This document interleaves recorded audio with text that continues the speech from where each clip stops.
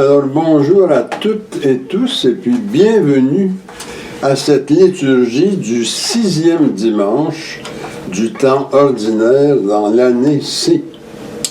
Alors aujourd'hui, vous voyez que nous ne sommes pas dans la chapelle. Alors normalement, la messe aurait dû être à la chapelle et puis célébrée par Monseigneur Willard Dionne.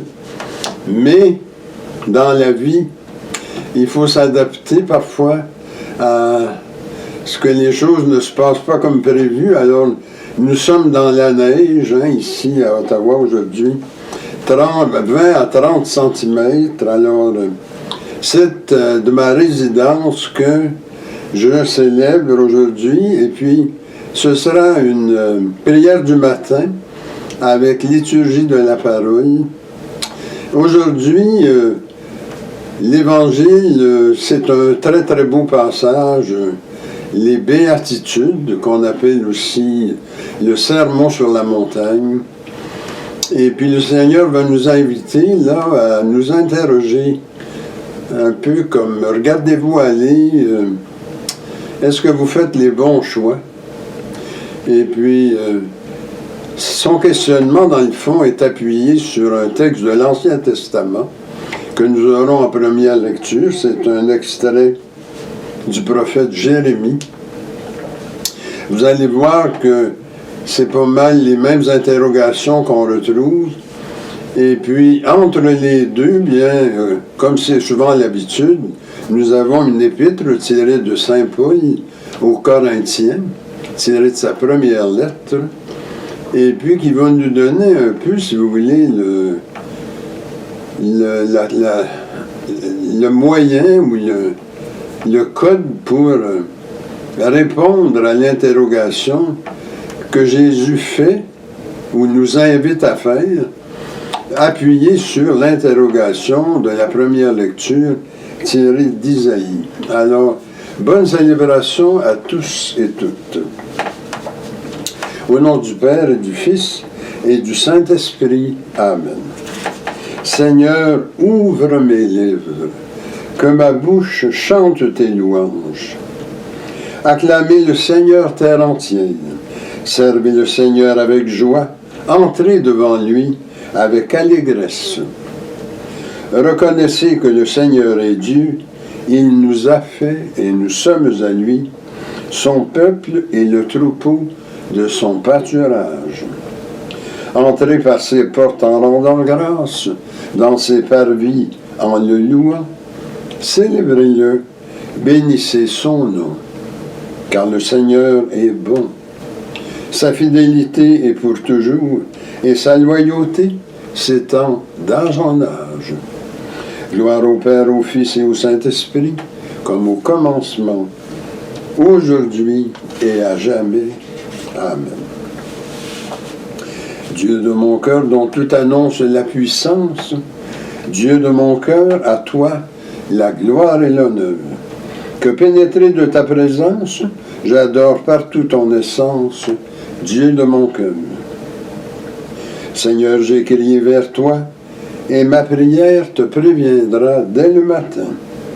Que ma bouche soit remplie de louanges, afin que je chante ta gloire et ta grandeur pendant tout le jour.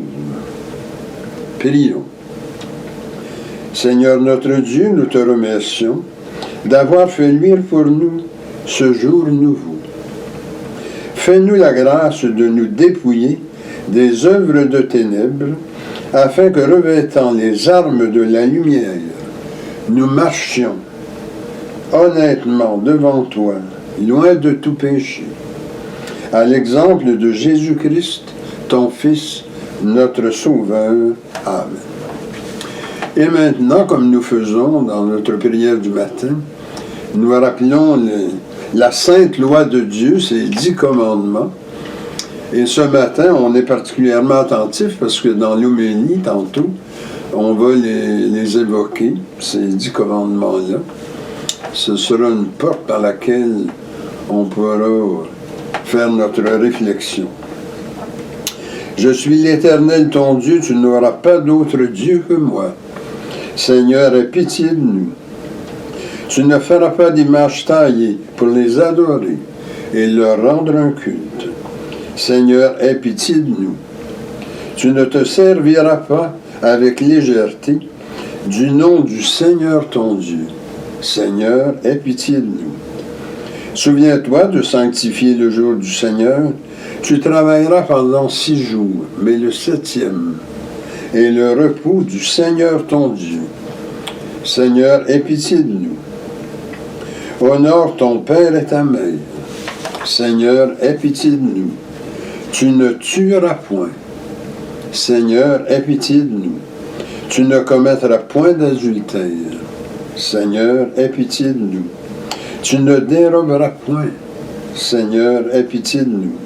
Tu ne porteras pas de témoignage contre ton prochain. Seigneur, aie pitié de nous.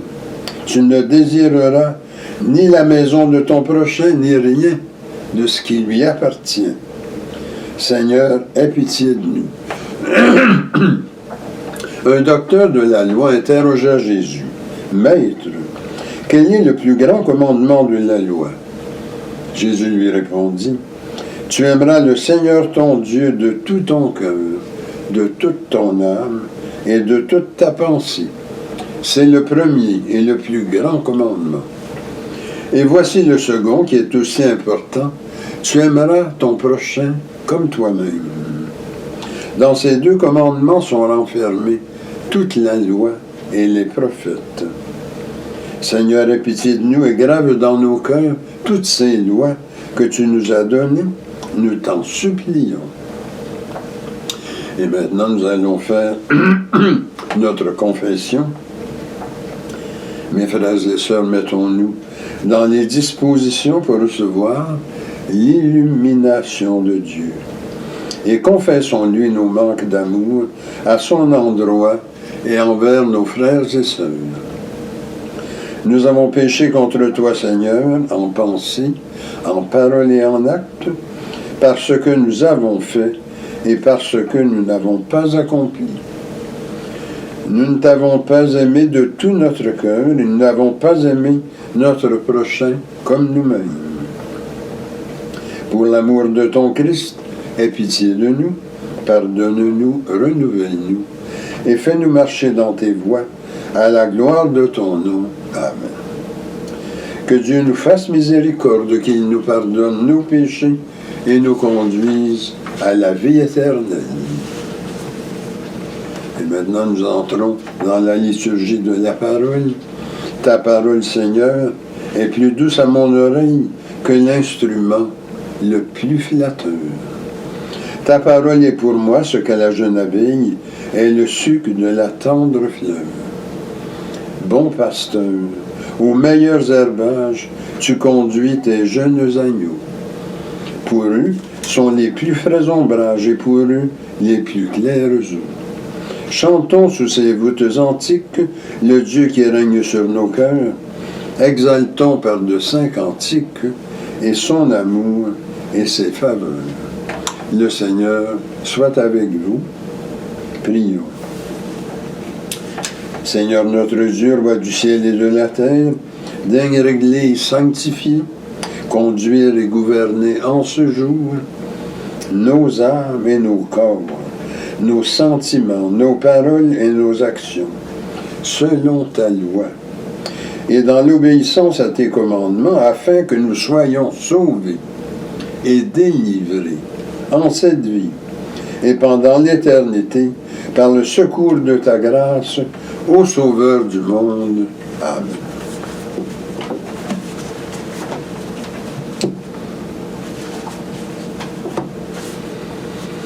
Alors, comme je l'ai mentionné, notre première lecture est tirée du prophète Jérémie au chapitre 17. Parole du Seigneur. Maudit soit l'être humain qui met sa conduite dans un mortel, qui s'appuie sur un être de chair, tandis que son cœur se détourne du Seigneur.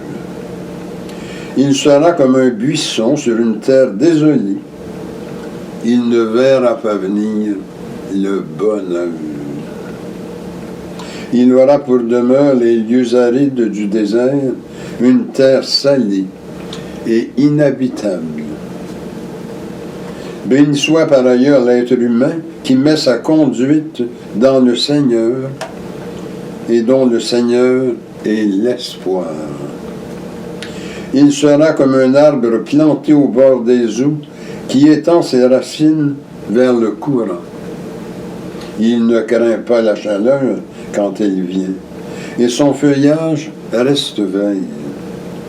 Il ne redoute pas une année de sécheresse, car elle ne l'empêche pas de porter du fruit. Parole du Seigneur. Et le psaume ce matin, c'est le psaume 1. En Dieu notre espérance, en Dieu notre joie. Heureux celui qui n'entre pas dans les vues des méchants, et qui ne suit pas le chemin des pécheurs, mais se plaît dans la loi du Seigneur, et murmure sa loi jour et nuit. Il est comme un arbre planté près d'un ruisseau, qui donne du fruit en son temps, et jamais son feuillage ne meurt. Tout ce qu'il entreprend réussira. Tel n'est pas le sort des méchants.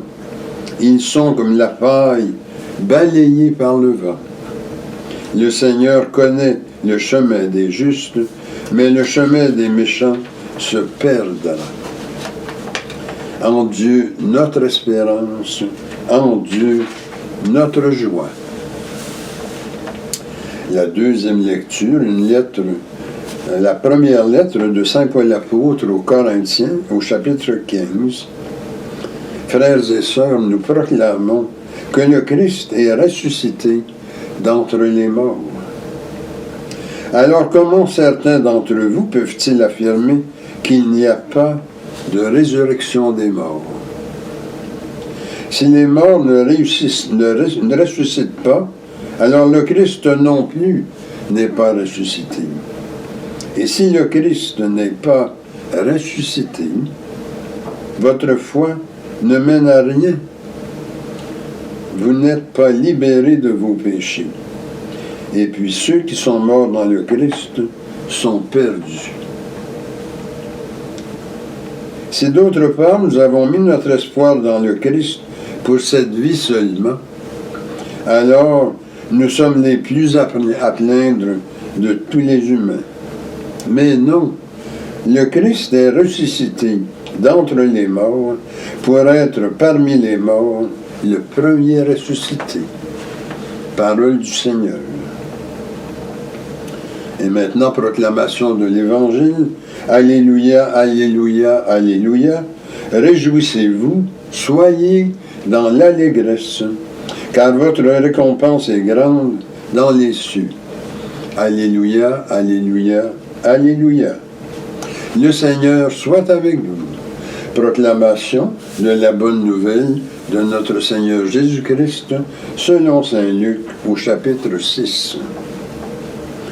Jésus descendit de la montagne avec les 12 apôtres et il s'arrêta dans la plaine.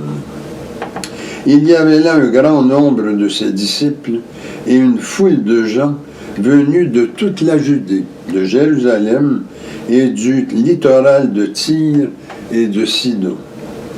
Regardant alors ses disciples, Jésus dit, « Heureux vous, les pauvres, le royaume de Dieu est à vous.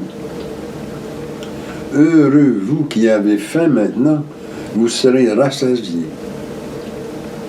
Heureux vous qui pleurez maintenant, vous rirez. Heureux êtes-vous quand les humains vous haïssent et vous repoussent, quand ils insultent et rejettent votre nom comme méprisable à cause du Fils de l'homme. Ce jour-là, soyez heureux et sautez de joie, car votre récompense est grande dans le ciel. C'est ainsi que leur Père traitait les prophètes. Mais malheureux, vous les riches, vous avez votre consolation. Malheureux, vous qui êtes repus maintenant, vous aurez faim. Malheureux, vous qui riez maintenant, vous serez dans le deuil et vous pleurerez. Malheureux êtes-vous quand tous disent du bien de vous. C'est ainsi que leur Père traitait les prophètes. Acclamons la parole de Dieu. Louange à toi, Seigneur Jésus.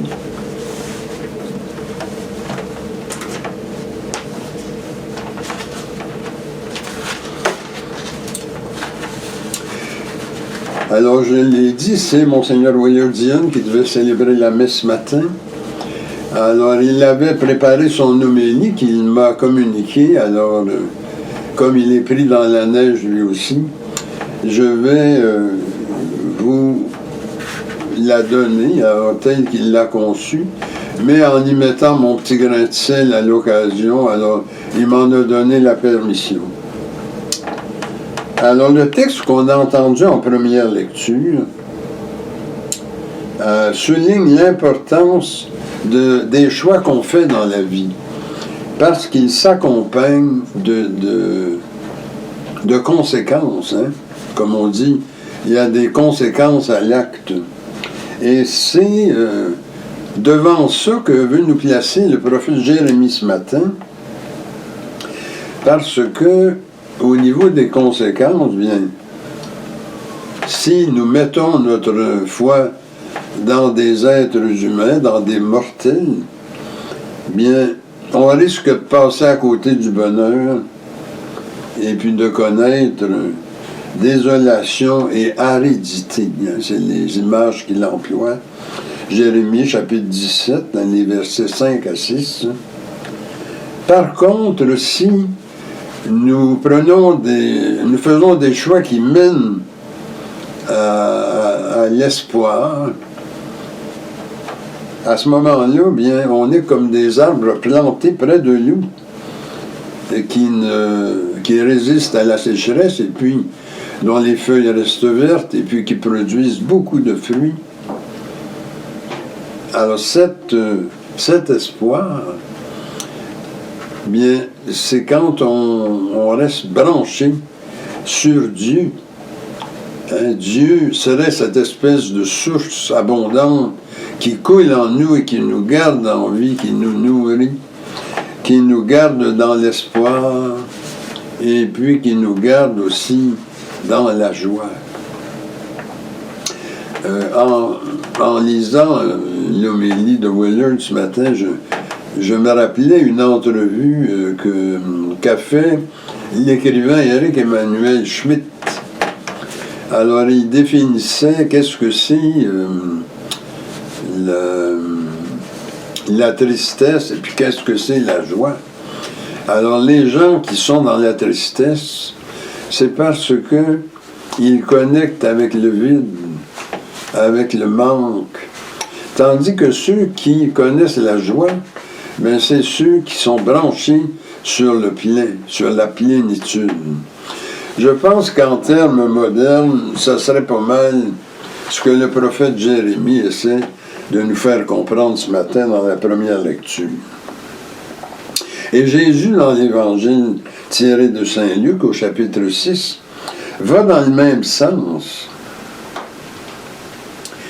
Mais ces paroles peuvent sembler étranges. Alors, quand il veut voir les affamés rassasiés, les attristés joyeux, les méprisés joyeux, on peut le comprendre. Mais pourquoi est-ce qu'il associe le malheur aux riches et à ceux qui rient? Alors, ce qu'on a dans les versets 24-25 de Saint Luc. Pourquoi s'en prend-il ainsi aux mieux nantis et à ceux qui sont plus chanceux? Ça interpelle vraiment dans les béatitudes. On peut facilement verser dans toutes sortes d'interprétations, au risque même de nous éloigner de la véritable pensée de Jésus. Hein, il faut faire attention de ne pas être trop catégorique, là. Alors, pour y répondre, voyons ce que dit la dernière des béatitudes mentionnées dans l'Évangile. Heureux êtes-vous quand les gens vous haïssent et vous repoussent, quand ils insultent et rejettent votre nom comme méprisable à cause de moi, à cause du Fils de l'homme. Saint Luc chapitre 6, le verset 22. Et comparons maintenant avec la dernière des malédictions de l'Évangile, qu'il faut entendre de la façon suivante. Ça peut être malheureux quand les gens disent du bien de vous. Alors ici, vous voyez, là, j'apporte une nuance. Ça peut être malheureux. Aujourd'hui, dans l'exégèse, on a plutôt tendance à traduire le texte original grec, pas comme si Jésus vous déclarait malheureux, mais plutôt comme si Jésus regardait ça puis s'interrogeait, puis un peu comme c'est vraiment malheureux que des gens s'accrochent peut-être pas aux bonnes affaires. Ça, c'est donc malheureux de voir du monde chercher son bonheur du côté des humains seulement. Vous voyez en arrière-fond, n'oublions pas le texte de Jérémie qui faisait pas mal le même questionnement. Mais par contre, c'est heureux de le chercher, le bonheur, du côté du Christ. Alors, c'est pour ça que je vous dis, là, gardons comme en écho les paroles du prophète. Hein? Alors, ce qu'il disait, le prophète Jérémie, c'est maudit soit celui qui met sa confiance dans un mortel, Jérémie 17,5, et béni soit celui qui la met dans le Seigneur, Jérémie 17,7. Alors, quand Jésus prononce les béatitudes, il montre jusqu'où peut aller l'action de Dieu. Je pense que c'est là vraiment la voie vers laquelle il faut aller pour bien saisir son message. Parce que dans le fond, nous cherchons tous le bonheur, et ce que Jésus nous propose, c'est de voir que Dieu peut y contribuer à notre bonheur. Hein, il peut nous remplir. C'est pour ça que ce qui est en cause ici, c'est au niveau de nos choix. Est-ce qu'on mise vraiment sur ce qui mène vers le bonheur, vers la joie, ou bien si nous misons sur ce qui est précaire, ce qui est passable, ce qui ne dure pas, ce qui finalement nous connecte avec les manques et nous plonge dans la tristesse. Alors oui, Jésus affirme qu'il faut se brancher sur la plénitude si nous voulons connaître le bonheur et la joie. Mais ça pourrait être des paroles vides, on pourrait dire, mon Dieu, c'est simple d'affirmer ces choses-là, c'est quasiment de la rhétorique, on pourrait même utiliser des belles images. Mais Jésus, c'est pas des paroles creuses qu'il prononce. Avec Jésus, les béatitudes s'incarnent. Il ne se contente pas de les proclamer, il les fait arriver. Il pose des gestes de compassion. Il soulage la souffrance, il guérit les malades, il relève les humiliés. Et il réinsère dans la communauté des femmes et des hommes qui en étaient exclus. Il dénonce les excès de ceux qui détiennent le pouvoir. Et il va jusqu'au bout de son amour pour ses frères et sœurs. Le mot amour ici est à bien retenir parce que dans l'Évangile, c'est l'amour qui est, si vous voulez, l'opérateur de changement. Parce que ça se peut qu'on ne soit pas branché sur la plénitude parce qu'on a fait des mauvais choix. Mais ça ne veut pas dire qu'on est condamné à rester là-dedans. Ce que l'Évangile proclame, c'est que l'amour de Dieu en Jésus-Christ, quand nous l'éprouvons, quand nous le ressentons, est capable de nous transformer, de nous revirer de bord, hein, ce qu'on appelle l'anamnèse. Alors, amour qui mène, qui va l'emmener même, Jésus, jusqu'à la mort sur la croix. Alors, mais Dieu le ressuscite en lui donnant la victoire. Et c'est ça la grande assurance que Jésus proclame dans les béatitudes. Même si on traverse des bouts difficiles, hein, ça se peut qu'on connecte avec des manques parce qu'on nous les fait vivre. Hein. Même si on cherche la plénitude, bien, des fois notre joie est cassée par des actions, des comportements des autres, hein, gratuits. On peut recevoir le mépris gratuit. Mais ce que Jésus nous dit, c'est que la plénitude est toujours accessible, et Saint Paul, c'est là-dessus qu'il va insister tantôt, là, dans sa lettre aux Corinthiens. Alors, la victoire arrive. C'est pour ça qu'on est invité à tenir le coup, même si on vit des moments difficiles. C'est comme ça que Jésus entraîne l'humanité dans une vie nouvelle, une vie heureuse, joyeuse. Et c'est ça que rappelle Saint Paul dans sa première lettre aux Corinthiens, au chapitre 15, qu'on a entendu en deuxième lecture. Il y a également dans l'Évangile un détail qui mérite peut-être qu'on s'attarde un petit peu.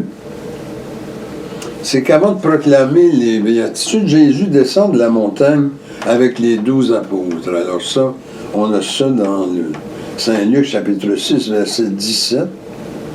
Et puis, on pourrait penser à ce moment-là à un autre épisode de la Bible qui y ressemble.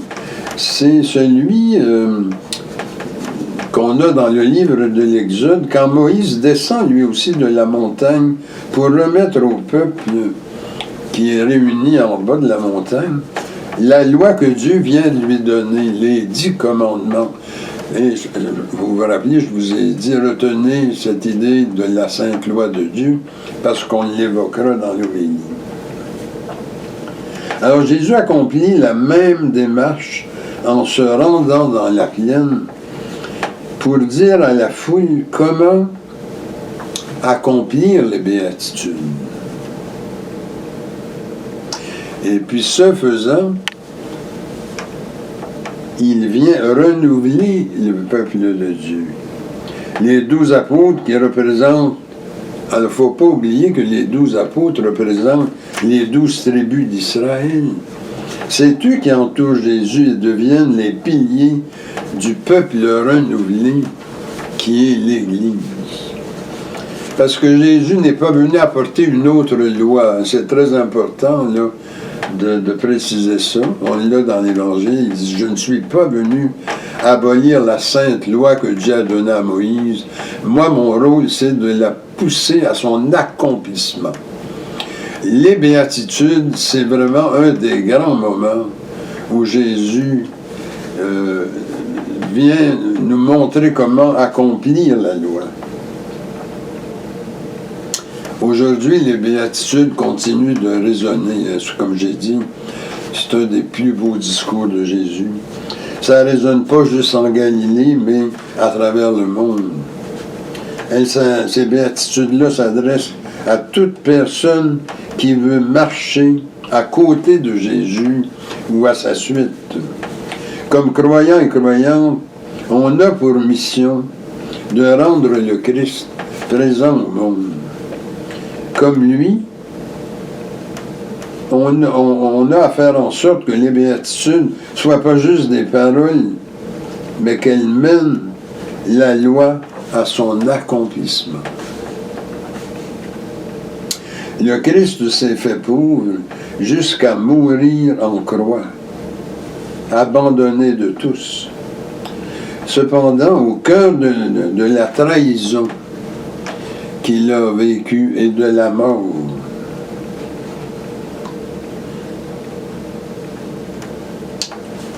il n'est pas resté tout seul.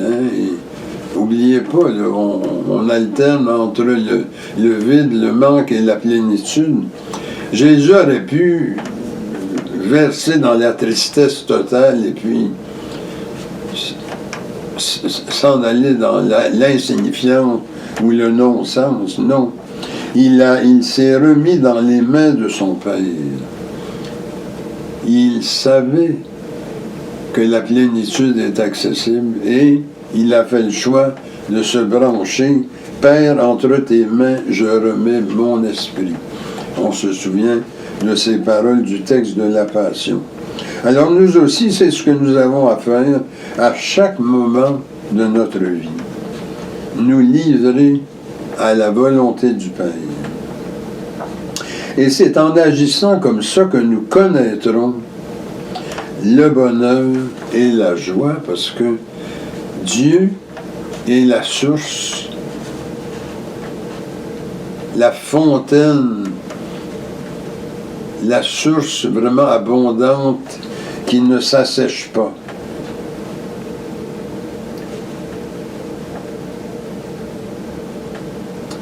On pourrait regarder le monde et dire, mon Dieu, c'est de la poésie, tout ça, le monde fait tellement dur quand on le regarde. Des gros jeux de pouvoir qui causent de la misère à toutes sortes de monde, des guerres un peu partout qui n'en finissent plus et qui causent des morts, des souffrances épouvantables. Mais c'est que la plénitude est possible malgré tout ça. Comme nous le dit saint Paul dans sa première lettre aux Corinthiens au chapitre 15, au cœur du monde, il y a le Christ ressuscité. C'est lui qui nous libère du mal. C'est lui qui nous ouvre à l'espérance et à la joie. C'est lui qui nous relie à la plénitude de Dieu. Dieu qui nous donne la vie jusqu'en éternité. Oui, le Christ est ressuscité et avec lui, tout est possible. Nous pouvons tout traverser si nous croyons que Jésus-Christ est ressuscité et que nous y avons part à sa résurrection par notre baptême. Ayons toujours en tête que le Seigneur est vraiment ressuscité et que nous sommes avec lui. Au nom du Père et du Fils et du Saint-Esprit. Amen.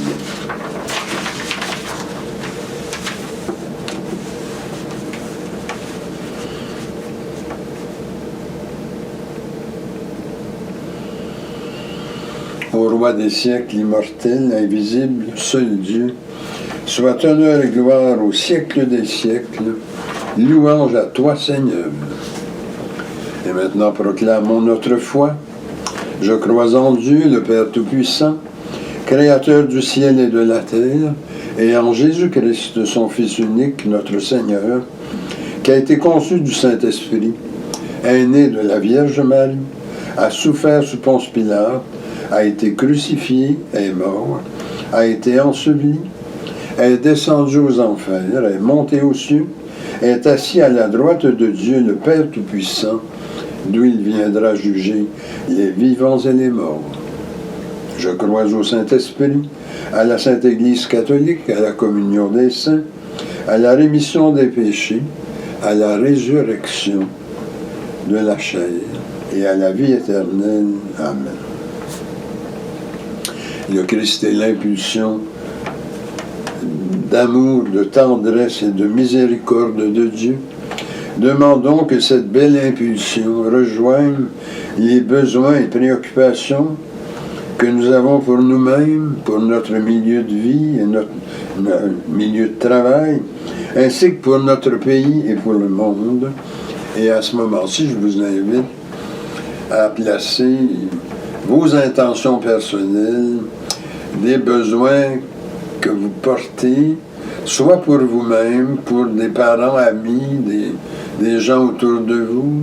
C'est l'occasion de rappeler ça à la mémoire de Dieu, qu'il puisse répandre son esprit sur tous ces besoins-là et les satisfaire selon sa volonté. Seigneur, écoute-nous. Seigneur, exauce-nous.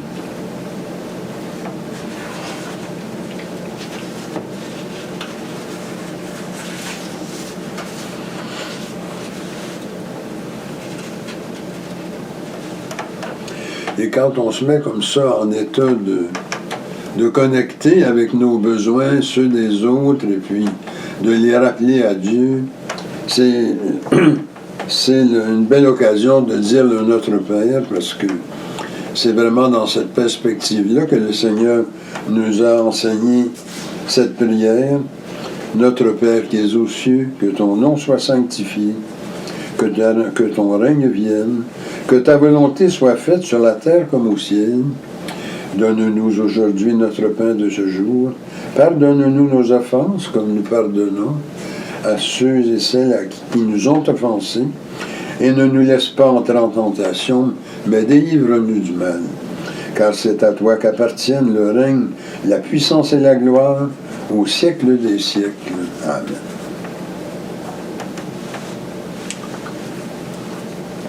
À ce moment-ci, quand nous sommes à la messe dans la chapelle, nous nous préparons à la communion.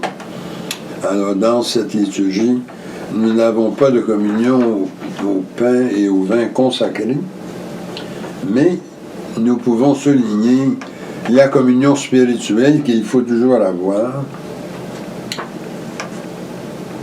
Seigneur, le confinement, alors le Seigneur, nous ne pouvons pas communier à ton corps et ton sang, mais nous pouvons communier à toi spirituellement pour être fortifiés par ta grâce et vivre dans ton amour. Maranatha, viens Seigneur Jésus. Amen.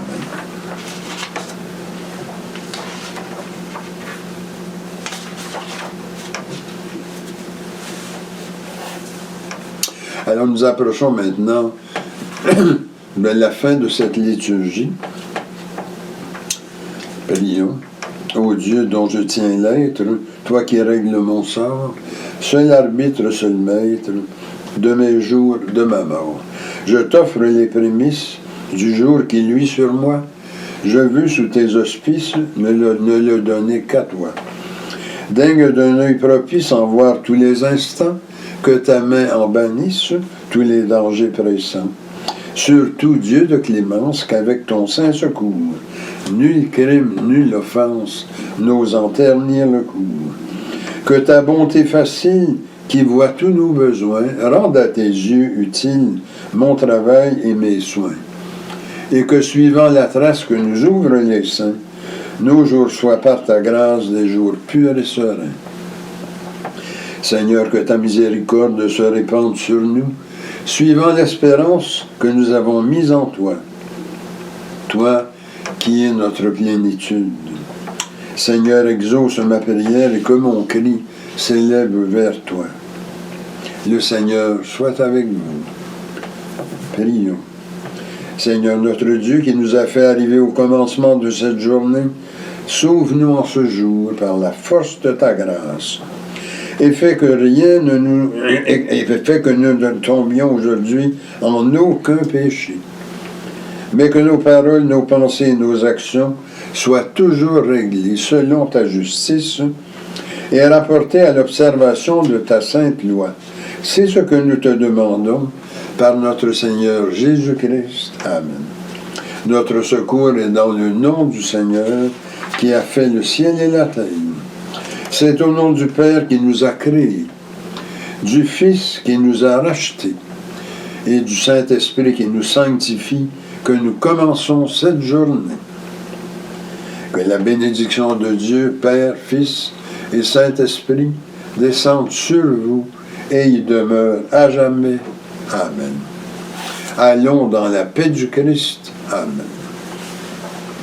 Alors voilà, cette liturgie est maintenant terminée. Je souhaite à tous et tous une excellente semaine et même si vous avez des moments de tristesse qu'il y en a autour de vous, rappelez-vous le grand message de cette liturgie d'aujourd'hui. Dieu est plénitude et il est toujours capable de nous abreuver pleinement et de nous garder dans le bonheur et la joie. Mais de grâce, maintenant qu'on a été sensibilisés, ne restons pas constamment branchés sur le vide et le manque, parce que ça mène à la tristesse et à la désespérance. Alors, bonne semaine à tous et toutes.